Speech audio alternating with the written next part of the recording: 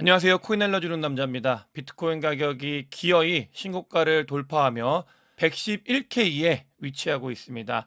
비트코인의 신고가 돌파 의미가 무엇인지 오늘 영상에서 전체적으로 다뤄보도록 하겠습니다. 선물첨삼앱상으로 봤을 때 비트코인 가격은 신고가 근처에서 많은 싸움이 있었고 상승을 했다 하락을 했다 재차 상승을 하면서 숏 포지션을 많이 정리한 걸 확인할 수 있습니다. 그 후에 110K 위에서 계속 횡보를 하면서 숏 포지션과 롱 포지션을 모두 만들어내고 있는 모습을 보이고 있고요. 숏 포지션 같은 경우는 조금 있다가 현물 매물대도 보시겠지만 112K에 아주 많이 형성이 되고 있는 걸 확인을 할 수 있습니다.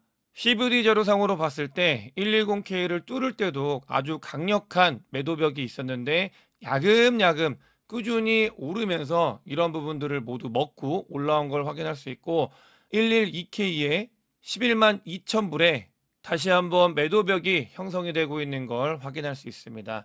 CVD 자료상으로도 한 번에 비트코인을 많이 사는 고래들이 상승을 주도하고 있다라고 보면 되겠습니다. 이렇게 비트코인이 신고가를 경신할 때 조금 의미 있는 일들이 많이 발생을 했습니다.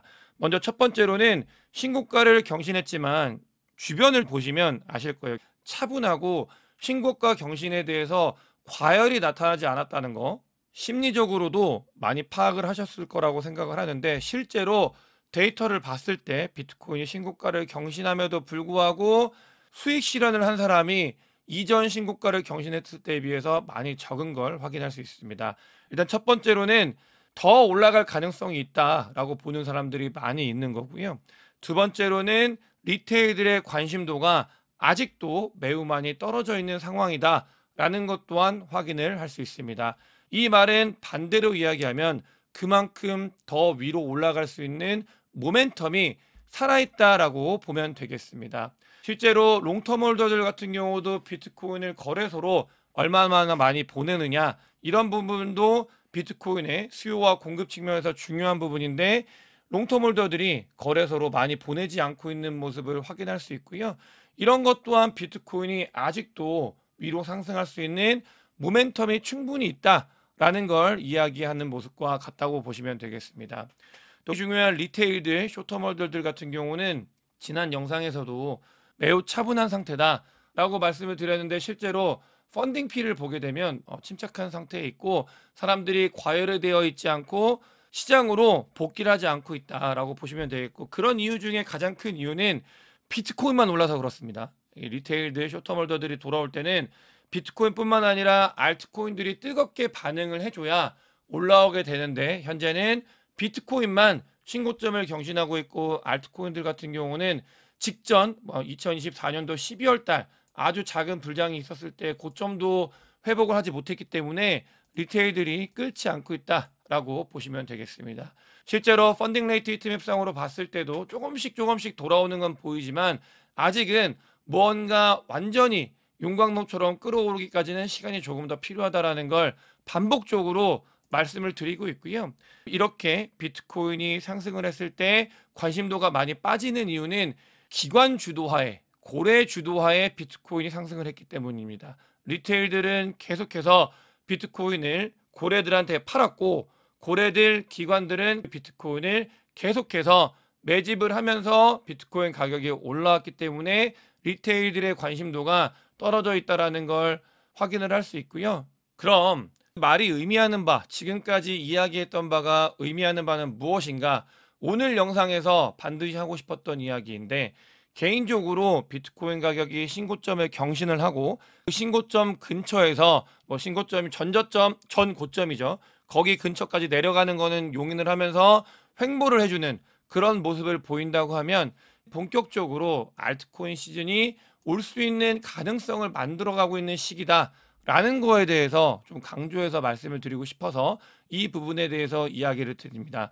저는 멤버십에서도 아주 많이 강조하는 부분이 본인의 포트폴리오에 있었을 때 비트코인을 절반 담고 나머지를 알트코인으로 담는 거에 대해서도 이야기를 많이 하고 있는데 그 중에서도 본인이 판단했을 때 좋은 알트코인들을 잘 선별해서 이제 바구니에 담으면 조금 좋은 성과를 보일 수 있는 그런 시기에 다가오고 있지 않을까 그런 시기가 점점 우리 곁으로 오고 있는 건 아닌가 그렇게 생각을 하고 있고 또 영상을 통해서 말씀을 드립니다. 비트코인 같은 경우는 신고점을 경신을 했고 이 부분이 횡보를 해주면서 알트코인들이 조금은 더 끌어오르게 만들어줄 수 있는 그런 시기 어디인가가 지금이다라는 거에 대해서 조금은 우리가 볼 필요가 있지 않을까 이렇게 말씀을 드리고 싶고요. 전체적으로 이 매크로 지표 중에서도 조금 이따 말씀을 드리겠지만 우호적인 것과 우호적이지 않은 부분들이 분명히 존재합니다. 하지만 시장은 조금씩 좋아지는 방향으로 가고 있고 뭐 관세 관련된 이슈 때문에 시장이 많이 깨졌지만 그 부분들도 잘 극복하면서 오히려 신고점을 넘어섰기 때문에 조금씩 매크로 지표가 좋아지고 있는 것들이 이 시장에도 더욱더 반영이 될 수 있는 시기가 점점 다가오고 있다라는 것들도 알아야 될 것 같고 보시게 되면은 우리가 이 사이클로 매매를 한다고 쳐도 지난 사이클과 지지난 사이클과 다르게 고통의 기간이 훨씬 길었습니다. 그 말은 뭐냐? 앞으로 올라가는 기간 또한 더 길 수 있을 가능성이 있다. 시기가 점점 길어지고 있다라는 걸 이야기를 하고 있고 그렇게 길어졌기 때문에 많은 사람들이 나가 떨어져 있는 그런 시장이다. 이 영상을 보시는 분들 대단히 훌륭하신 분들이고 관심도를 계속해서 유지하시는 분들이기 때문에 이 관심도를 끝까지 유지하는 게 중요하지 않을까 이런 생각을 가지고 있고요. 글로벌 리퀴디티 마켓의 이제 상황을 봐도 유동성이 공급이 되는 주입이 되는 상황으로 조금씩 변해가고 있다는 것을 알 수 있습니다. 글로벌 엔트 통화량과 비트코인의 가격의 방향성이 매우 유사한 방향으로 가고 있기 때문에 그 부분에 대해서 우리가 봐야 될 것 같고 처음에 말씀드린 것처럼 비트코인의 바블맵으로 봤을 때 얼마나 과열이 되어 있는지 정도를 지표로 봤을 때 아직은 관심도가 높고 과열이 되지 않고 있는 상황이다라는 걸 현물, 선물에서 모두 확인을 할 수 있습니다. 또 비트코인의 수요 이런 것들을 봤을 때는 직전에 고점보다도 더 많이 올라온 모습을 확인을 할 수 있습니다. 그만큼 많은 수요, 특히 고래들과 기관의 수요가 비트코인의 상승을 이끌었다라는 걸 확인할 수 있고 실제로 이 수요도 가파르게 계속해서 올라가고 있는 걸 확인을 할 수 있습니다. 이런 부분들이 겹쳤기 때문에 비트코인이 계속해서 상승을 할 수 있었고 신고점을 경신을 할 수 있었다라는 거 우리가 꼭 알고 가야 되겠고요. 다만 뭐 지난 영상에서도 장이 좋지 않았을 때 변한 게 없다. 비트코인은 신고점을 향해 달려가고 있다라고 말씀을 드렸던 부분이 있는데 오늘은 좋은 부분, 과정들이 결과로 나타나서 신고점을 경신했지만 조금은 한 가지 우리가 조심해야 되는 건 미 국채, 일본 국채에서 문제가 조금씩 발생을 하고 있습니다.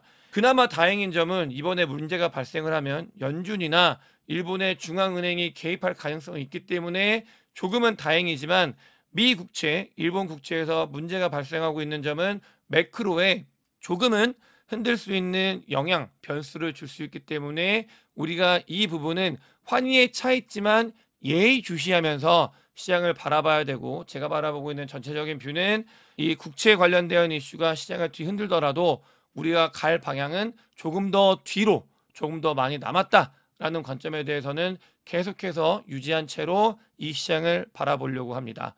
오늘 영상이 도움이 되셨으면 구독과 좋아요, 많은 공유, 댓글 그리고 큰 관심 부탁드리겠습니다. 영상 봐주셔서 대단히 감사합니다.